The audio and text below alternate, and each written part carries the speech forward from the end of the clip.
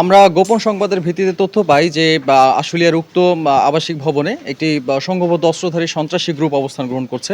এই তথ্যের ভিত্তিতে আমরা বর্তমানে এই আবাসিক এরিয়াতে এই বিল্ডিংটিতে আমরা আমাদের অভিযান পরিচালনা করি এবং পরবর্তীতে উক্ত বিল্ডিং থেকে সন্ত্রাসী গ্রুপের একজন সদস্যকে একটি বিদেশি পিস্তল এবং 3 রাউন্ড অ্যামুনিশন সাথে হচ্ছে কিছু চাপাতি এবং দেশীয় কিছু অস্ত্রসহ আমরা তাকে গ্রেপ্তার করতে সমর্থ হই। অ্যাকচুয়ালি বর্তমানে যাকে গ্রেপ্তার করা হয়েছে এটা একটি সংঘবদ্ধ চক্র যারা হচ্ছে আশুলিয়ার বিভিন্ন স্থানে অস্ত্র সন্ত্রাস থেকে শুরু করে চাঁদাবাজি থেকে শুরু করে সকল ধরনের সন্ত্রাসী কার্যকলাপের সাথে জড়িত। এখানে একটি সংঘবদ্ধ চক্র বর্তমানে বিদ্যমান রয়েছে। আমরা এই চক্রটিকে ধরার জন্য সর্বাত্মক ব্যবস্থা গ্রহণ করবো ইনশাআল্লাহ।